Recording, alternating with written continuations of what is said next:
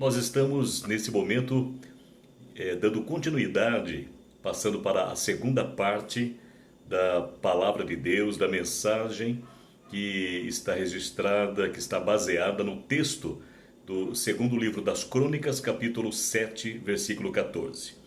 Na primeira parte, na primeira mensagem, nós falamos, meditamos juntos, aprendemos juntos o significado do se, o meu povo, que se chama pelo meu nome.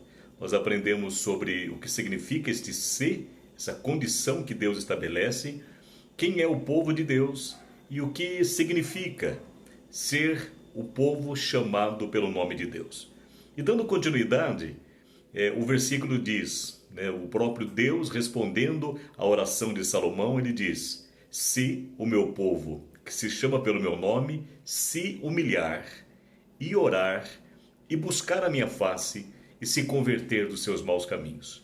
E a terceira parte da mensagem é a resposta, aquilo que Deus promete fazer, como consequência desta atitude do povo.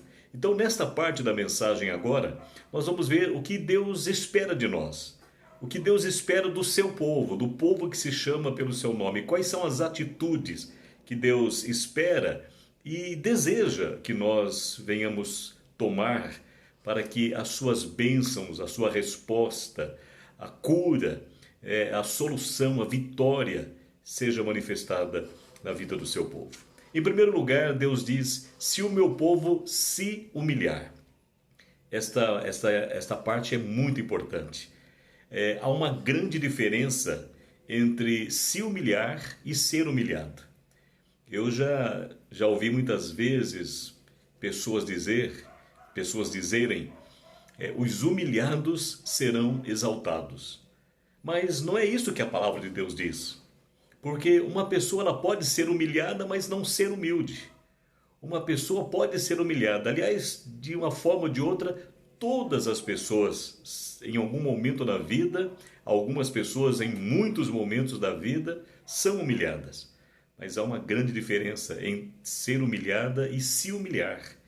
Em ser humilhada e ser humilde.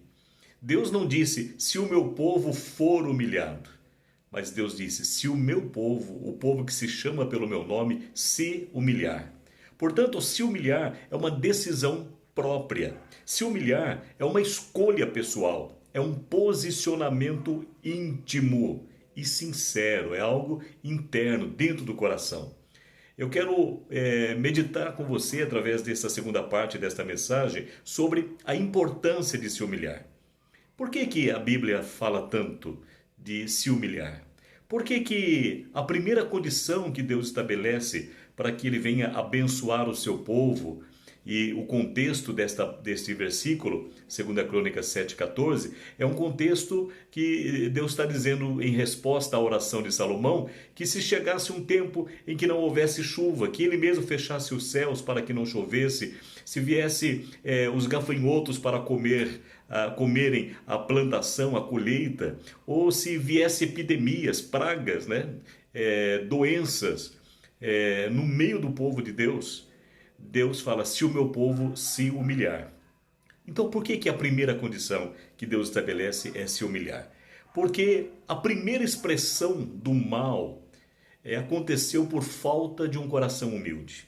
A Bíblia nos relata que em Isaías, capítulo 14, alguns versículos, a partir do versículo 11, capítulo 14, do versículo 11 ao 15, está escrito assim: sua soberba foi lançada na sepultura junto com o som das suas liras, a sua cama é de larvas, sua coberta de vermes.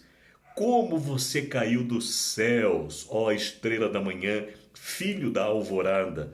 Como foi atirado à terra, você que derrubava as nações, você que dizia no seu coração: subirei aos céus, erguerei o meu trono acima das estrelas de Deus, eu me assentarei no monte da Assembleia, no ponto mais elevado do Monte Santo, subirei mais alto que as mais altas nuvens, serei como o Altíssimo. Mas às profundezas do Sheol você será levado, irá ao fundo dos abismos.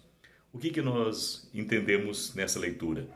Que um coração altivo, um coração soberbo, gerou o primeiro pecado, gerou o mal. Ou seja, um coração sem humildade é útero para o pecado, é ninho para o mal. Então Deus, ele fala muito que seu povo deve ser humilde, deve se humilhar, porque Deus sabe as terríveis consequências de um coração soberbo, de um coração altivo. Esse texto que eu li, Isaías capítulo 14, do versículo 11 ao versículo 15, nos conta a história, né, daquele querubim, que a Bíblia chama de um querubim ungido, né, um ser celestial criado por Deus. E é importante nesse momento ressaltar que Deus não criou o mal, Deus não criou o Satanás, Deus criou tudo, Deus só faz o que é bom e o que é perfeito. Tanto que a Bíblia descreve no livro do profeta Ezequiel que este ser foi criado como perfeito, em beleza, em formosura, em sabedoria. No entanto, isso tudo foi avaliado por este ser como algo que inspirou soberba, altivez. O seu coração não foi humilde diante de Deus para reconhecer a soberania e a grandeza incomparável do Criador. E aí então esse ser permitiu que o seu coração se tornasse não humilde, um coração soberbo, altivo, e o mal foi gerado ali. Por isso é tão importante para Deus que o seu povo seja um povo que se humilhe. A Bíblia também nos diz, é importante nos humilharmos, porque a Bíblia também nos diz que Deus odeia a altivez, o orgulho, a soberba, a prepotência. Ou seja, aquilo que é demonstrado com palavras ou com atitudes, mas é fruto de algo que está no coração. Provérbios capítulo 6, versículos 16 a 19, estão as seguintes palavras: as 6 coisas que o Senhor odeia, 7 coisas que ele detesta. Aí a primeira coisa que está escrito que Deus odeia é olhos altivos. É importante, inclusive, enfatizar que na sequência que tem língua mentirosa, mãos que derramam sangue inocente, coração que traça planos perversos. Ou seja, quando os olhos são altivos, são soberbos, e isso Deus odeia, o coração também aliado a essa soberba, a esta falta de humildade, vai começar a maquinar planos malignos, planos perversos. Então isso se encaixa com com o texto de Isaías que há pouco eu comentei. Então Deus odeia a altivez, o orgulho, a soberba, a prepotência. Portanto, Deus ama a humildade de coração. Jesus Cristo é o grande exemplo de humildade, de auto-humilhação. É por isso que é tão importante para Deus, como primeiro pré-requisito, é que o meu povo, Deus declara, que o meu povo se humilhe. Se o meu povo se humilhar. Zacarias capítulo 9, versículo 9, é uma profecia a respeito do nascimento de Jesus, declara: alegre-se muito, cidade de Sião, exulte Jerusalém, eis que vem o seu rei a você, justo e vitorioso, humilde e montado num jumento, um jumentinho, cria de jumenta. Filipenses, a carta de Paulo aos Filipenses, capítulo 2, versículos 5 a 8, nós encontramos: seja a atitude de vocês a mesma de Cristo Jesus, que, embora sendo Deus, não considerou que o ser igual a Deus era algo que devia apegar-se, mas esvaziou-se a si mesmo, vindo a ser servo, tornando-se semelhante aos homens e, sendo encontrado em forma humana, humilhou-se a si mesmo, sendo obediente até a morte e morte de cruz. Por isso, Deus pode dizer: se o meu povo se humilhar, porque Jesus Cristo, Filho de Deus, é o grande exemplo de auto-humilhação. Mateus capítulo 11, versículo 28 e 29, nós lemos: venham a mim, ou vinde a mim, né? Todos os que estão cansados e sobrecarregados ou oprimidos, e eu vos aliviarei. E aí Jesus disse: tomai sobre vocês o meu jugo e aprendei de mim, que sou manso e humilde de coração, e encontrareis descanso para as vossas almas.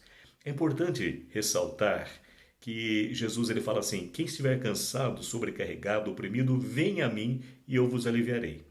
Mas a paz total, plena, o descanso verdadeiro, né, não vai, só vai receber aquele que aprender com Jesus, aprender a ser como Jesus, humilde de coração.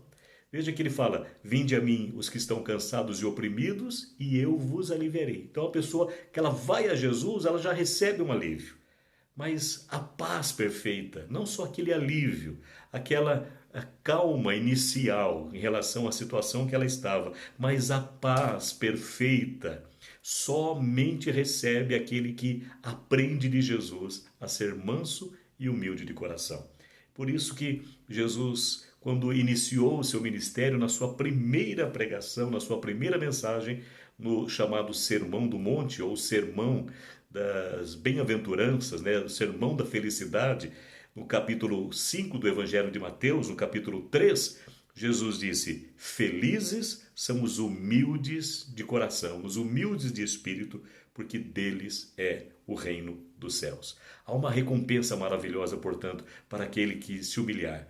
Segunda Crônicas 12:6 está escrito: então se humilharam os príncipes de Israel e o rei, e disseram: o Senhor é justo.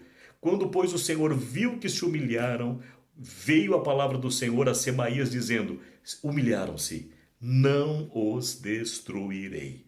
Aleluia. Daniel capítulo 10, versículo 12. Olha o que está escrito: então me disse, Daniel contando que ele recebeu uma mensagem de Deus. Então me disse: não temas, Daniel. Foi um anjo que veio trazer esta palavra para Daniel. Não temas, Daniel, porque desde o primeiro dia em que aplicaste o teu coração a compreender e a humilhar-te perante o teu Deus, são ouvidas as tuas palavras, e por causa das tuas palavras eu vim. Em Isaías capítulo 57, versículo 15, está escrito assim: pois assim diz o alto e sublime, que vive para sempre e cujo nome é santo. Habito no lugar alto e santo, mas habito também com o contrito e o humilde de espírito, humilde de coração. Portanto, nós vemos que as consequências, né, as bênçãos que vêm sobre aquele que se humilha diante de Deus, em primeiro lugar, Deus impede a destruição, como nós vimos no primeiro texto, né? Vem mensagens, vem respostas, vem palavras de Deus para o que se humilha diante de Deus. A presença de Deus se manifesta na vida daquele que se humilha diante dele. Deus fala: eu habito com o humilde de coração.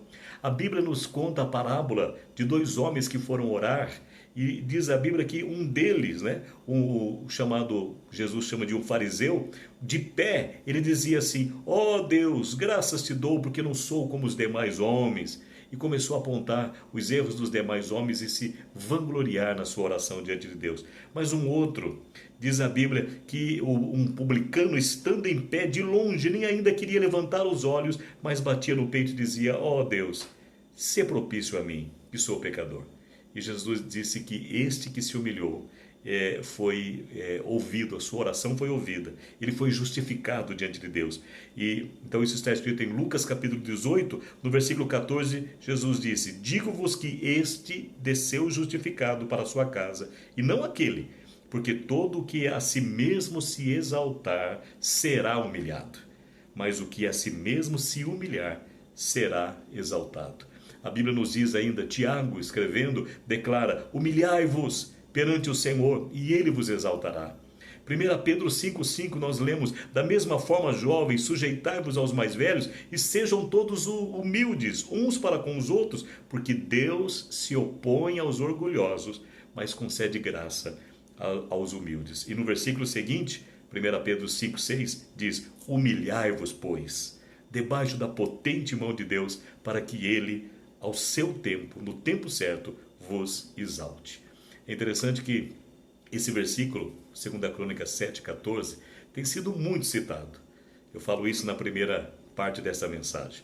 Mas sempre as pessoas citam esse versículo como que o povo de Deus tem que orar, tem que orar. Mas a Bíblia nos mostra que, em primeiro lugar, o que Deus quer de nós é que nós sejamos humildes, que que nós nos humilhemos. Aí sim, Deus diz, se o meu povo se humilhar e orar, até porque, como nós vimos nesta parábola do fariseu e do publicano, não adianta orar a Deus sem estar com um coração humilde. Por que nós devemos orar? Por que Deus diz, se o meu povo se humilhar e orar? Primeiro porque deixar de orar é pecado. O contexto de 2 Crônicas 7,14, como eu já falei, é um contexto de dificuldades. Deus dizendo uma possibilidade de que um dia aconteça seca, falta de chuva, pragas, epidemias, destruição da lavoura. E aí, nesse contexto de dificuldade, Deus fala assim, se o meu povo orar, se humilhar e orar. Porque deixar de orar é pecado. Segundo 1 Samuel 12, 23, está escrito, e quanto a mim, Samuel respondeu para o povo, longe de mim esteja pecar contra o Senhor, deixando de orar por vós. Então deixar de orar é pecado. Jesus Cristo é o nosso grande exemplo de oração. O Evangelho de Lucas é um evangelho que apresenta muitas referências, muitos versículos, nos mostrando Jesus Cristo orando. Lucas capítulo 3, versículo 21, quando todo o povo fora batizado, tendo sido Jesus também batizado, estando ele a orar, o céu se abriu. Lucas 6, 12, Lucas 9, 28 e 29, Lucas 11, 1, Lucas 18, 1, inclusive nesse texto de Lucas 18, 1, está escrito assim, Jesus contou-lhes também uma parábola sobre o dever de orar sempre e nunca desfalecer. Se há um tempo que nós devemos orar especialmente, é esse tempo de angústia. Mas a Bíblia nos diz que nós devemos orar sempre, orar em todo o tempo. Efésios 6, 18 está escrito, orem no Espírito em todo o tempo, em todas as ocasiões, com toda a oração e súplica, tendo isso em mente, estejam atentos e perseverem na oração. 1 Tessalonicenses 5,17, aquele texto clássico sobre a oração, orai sem cessar. Então nós devemos nos humilhar e orar. E aí vem a terceira condição que Deus estabelece. Se o meu povo, que se chama pelo meu nome, se humilhar e orar, e em terceiro lugar, e buscar a minha face. Então nós aprendemos até aqui que não adianta nós orarmos sem antes nos humilharmos diante de Deus. Mas buscar a face de Deus, muitas pessoas pensam que é orar. As pessoas falam assim, vamos buscar a Deus. E imediatamente as pessoas pensam, vamos orar. Vamos buscar a Deus é orar. Mas se buscar a face do Senhor, se buscar a Deus fosse orar, não haveria necessidade de Deus dizer, se o meu povo orar e buscar a minha face. Então buscar a face de Deus é algo diferente. O que é então buscar a face de Deus? Eu quero usar dois versículos, dois textos da Bíblia para mostrar, para nós entendermos o que é buscar a face de Deus. Primeiramente, o que está escrito em Mateus capítulo 5, versículo 8, citando novamente o sermão da bem-aventurança, Jesus disse, bem-aventurados ou felizes os limpos de coração, porque eles verão a Deus. Então buscar a face de Deus é viver com um coração limpo, puro, os puros de coração. Isso também está declarado na carta aos Hebreus capítulo 12, especialmente no versículo 14, mas eu quero ler a partir do versículo 12. 12, 13, 14 e 15 e 16. Diz assim, portanto, levantai as mãos cansadas e os joelhos vacilantes, fazei veredas direitas para os vossos pés, para que o que é manco não se desvie, antes seja curado. Segui a paz com todos e a santificação, sem a qual ninguém verá o Senhor, tendo cuidado de que ninguém se prive da graça de Deus e que de nenhuma raiz de amargura, brotando vos perturbe e por ela muito se contamine. E ninguém seja devasso ou profano como Esaú, que por uma simples refeição vendeu o seu direito de primogenitura.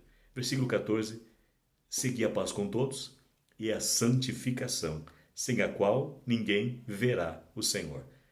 Ver o Senhor é ver o rosto, ver a face do Senhor.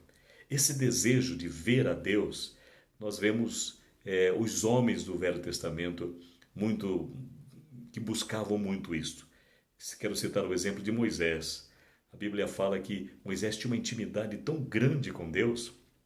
O próprio Deus se refere a ele como que tratava Moisés como os amigos se tratam. Deus fala, com os outros profetas eu falo com eles e eles transmitem. Eu me revelo aí, mas a Moisés não. Eu falo com ele como um amigo, face a face.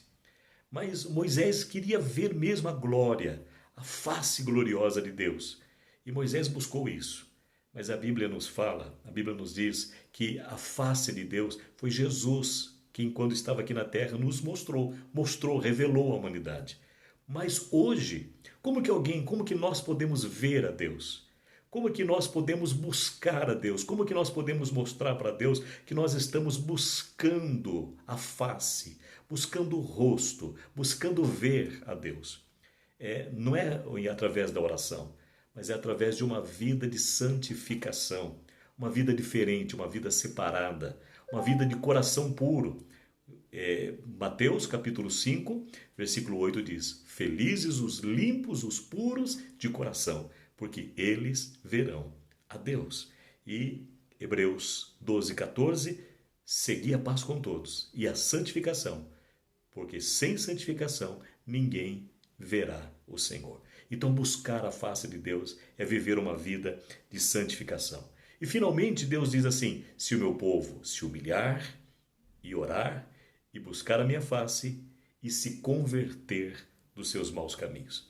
O que é se converter? Primeiramente, se converter é mudar de direção. Nós vemos as placas de trânsito e uma placa, as placas, muitas delas indicam conversão ou proibindo a conversão, ou seja, a mudança de direção. Aquele veículo está sendo conduzido em uma direção, mas de repente uma placa ela diz que ele tem que mudar, tem que converter de direção, ou que não pode mudar de direção. Então, se converter é mudar de direção, é andar em retidão, se converter dos maus caminhos.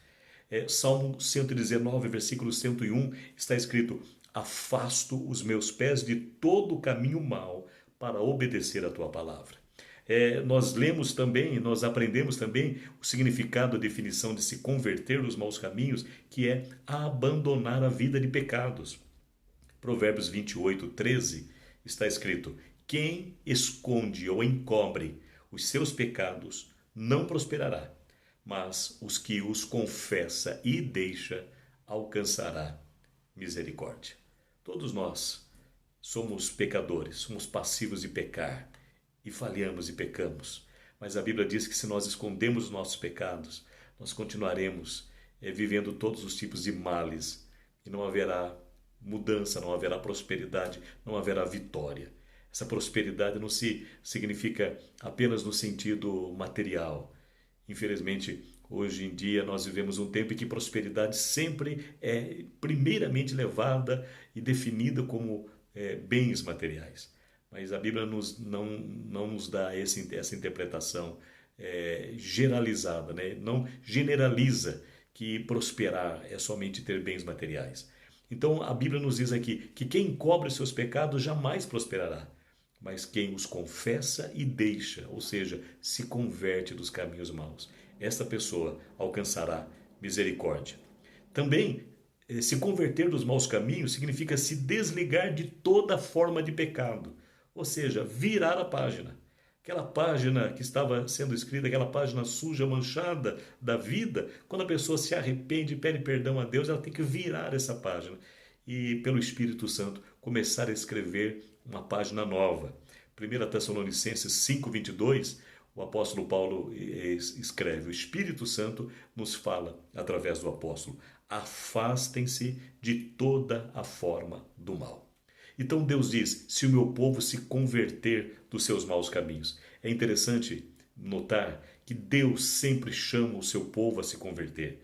No Velho Testamento, na Antiga Aliança, nós encontramos, por exemplo, Provérbios 1:23. Está escrito: convertei-vos pela minha repreensão, eis que derramarei sobre vós o meu espírito e vos fareis saber as minhas palavras.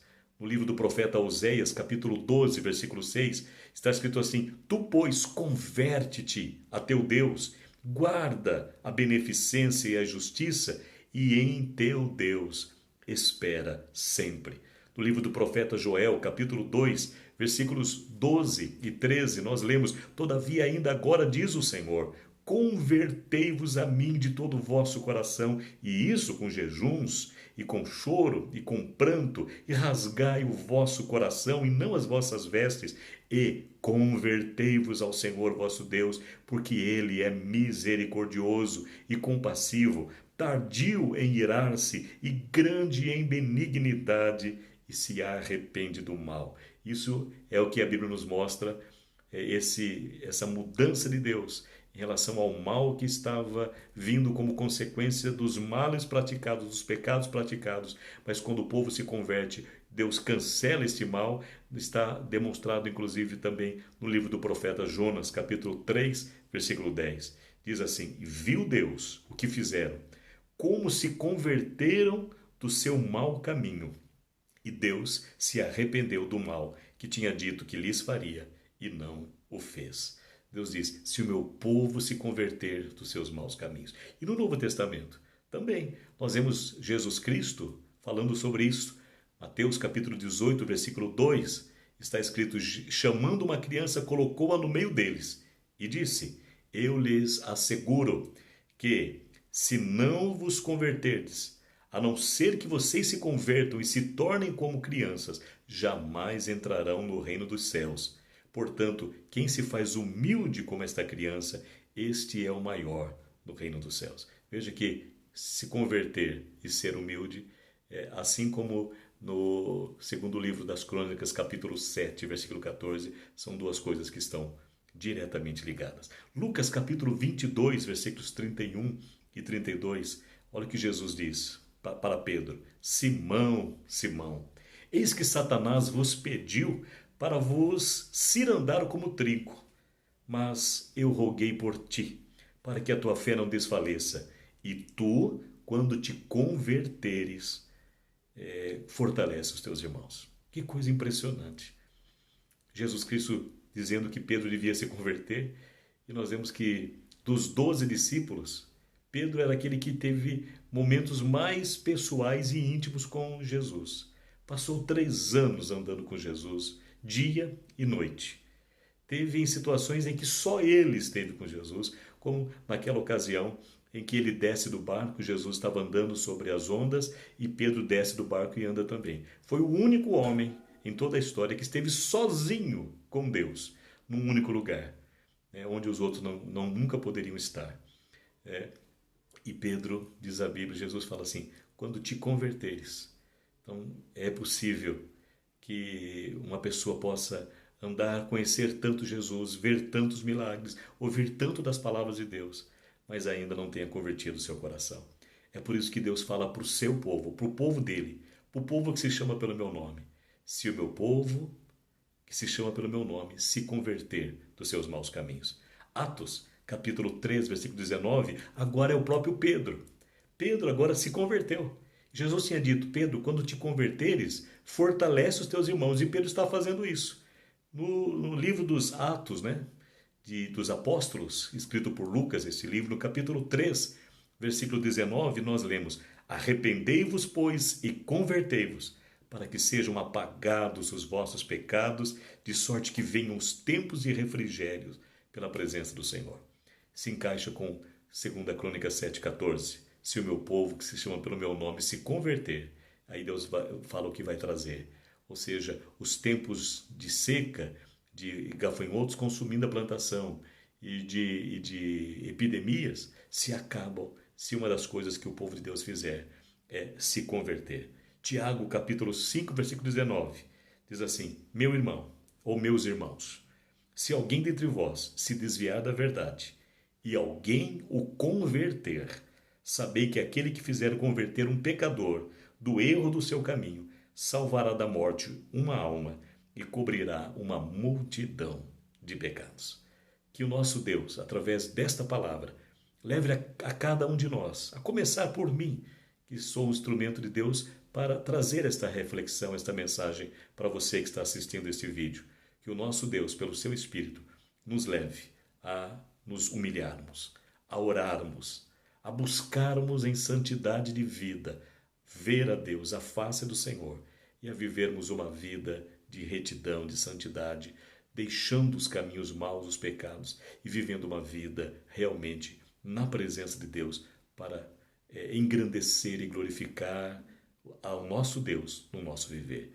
Que nós vivamos uma vida de quem realmente já deixou para trás aquilo que não agrada a Deus, se converteu dos seus maus caminhos e agora vive andando em caminhos retos em direção à santidade da vida com o nosso Deus. Esta é a palavra. A próxima parte desta mensagem conclusiva é a resposta que Deus dá.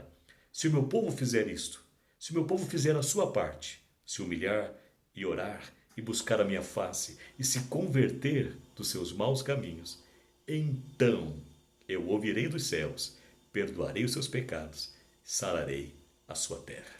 Essa é a parte que Deus vai fazer em resposta e consequência às atitudes que nós, o seu povo, viemos em obediência tomarmos também. Deus te abençoe em nome de Jesus. Que o Espírito Santo venha fazer com que nós vivamos e apliquemos esta palavra no nosso viver diário. Amém e amém.